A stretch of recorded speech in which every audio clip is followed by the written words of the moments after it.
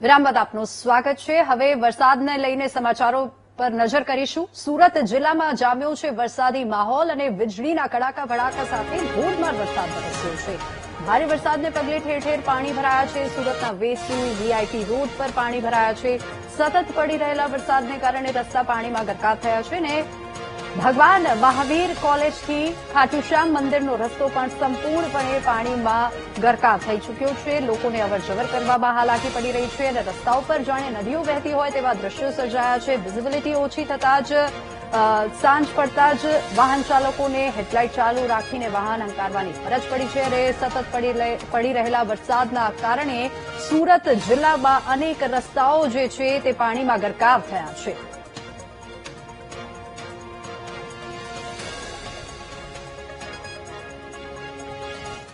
વરસાદની આગાહીને પગલે આજે વહેલી સવારથી જ વરસાદી માહોલ તો જામ્યો હતો, પરંતુ બપોર બાદ અત્યારે જે રીતે જોઈ શકાય છે ધોધમાર વરસાદ સમગ્ર શહેરમાં વરસવાનું શરૂ થયું હતું।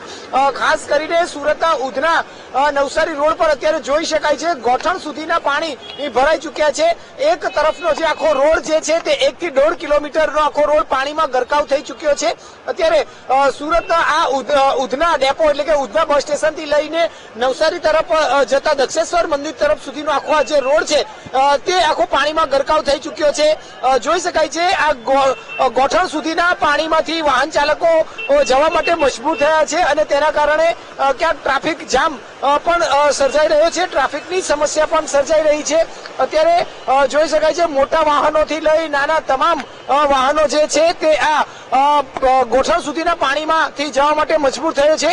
આ જે રોડ જે છે તે અત્યારે વાત કરીએ તો ઉધના બસ ડેપોથી લઈને દક્ષેશ્વર મંદિર સુધીનો 1 થી 1.5 કિલોમીટરનો આખો રોડ જે છે તે આખો પાણીમાં ગરકાવ થઈ ચૂક્યો છે। રોડ જ આખો ગાયબ થતો જોવા મળ્યો છે અને આખું પાણી રોડ પર ફરી વળ્યું છે। આ મુખ્ય માર્ગ છે અને આ મુખ્ય માર્ગ પરથી જ લોકો પસાર થતા હોય છે અને અત્યારે આ મુખ્ય માર્ગ પર જયારે પાણી ભરાઈ ચૂક્યા છે ત્યારે આ ગોઠણ સુધીના પાણીમાંથી લોકો જવા માટે મજબૂર થયા છે। જોઈ શકાય છે આ આખો રોડ ગાયબ થઈ ચૂક્યો છે અને આ રોડમાં પાણી ભરાઈ ચૂક્યા છે, ત્યારે લોકો પણ હવે આ પરેશાન થતા જોવા મળ્યા છે।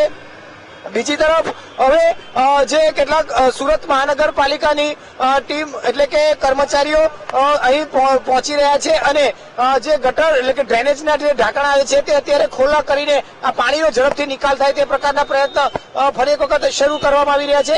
પરંતુ શહેરમાં આ બીજો વરસાદ પડ્યો અને આ બંને દિવસે 3 દિવસે વાત કરીએ 2 થી 3 દિવસ જે વરસાદ પડ્યો તે તમામ દિવસે અહીં પાણી ભરાતા જોવા મળ્યા છે। પરંતુ આજે જે અત્યારે બપોર બાદ વરસાદ શરૂ થયો ત્યાં સૌથી વધુ પાણી ભરાઈ ગયેલા જોવા મળ્યા છે। માત્ર થોડા સમય માટે પડેલા વરસાદ અને આ થોડા સમયના વરસાદમાં જ ગોઠણ સુધીના પાણી જે છે તે હાલ અહીં ભરાઈ ગયા છે, જેના કારણે વાહન ચાલકોએ ભારે મુશ્કેલીનો સામનો કરવાનો વારો આવ્યો છે। આ ગોઠણ સુધીના પાણીમાંથી વાહન ચાલકો જવા માટે મજબૂર થયા છે। કેટલાક લોકોના જે 2 વ્હીલર સહિત જે વાહનો હતા તે બંધ પડી જવા કે બગડી જવા સુધીની પણ સમસ્યા સર્જાઈ હતી। તો કેટલાક લોકો આ પાણીમાંથી ન જવું હોય છતાં પણ આ પાણીમાંથી જવા માટે મજબૂર થયા છે, કારણ કે આ એક મુખ્ય માર્ગ છે અને આ જ માર્ગ પરથી આગળ લોકોએ જવું પડે તે પ્રકારની સ્થિતિ હોય છે, જેના કારણે હાલ તંત્રની જે પ્રી મોન્સૂન કામગીરીની વાતો હતી કે પાણી ભરાવ નહીં થાય તે વાતો ક્યાંક પોકળ સાબિત થતી હોય તેવું આ પહેલા જ વરસાદમાં જોવા મળી રહ્યું છે। કેમેરામેન સરજુ પારેખ સાથે ધ્રુવ સોમપુરા, વીટીવી ન્યૂઝ, સુરત।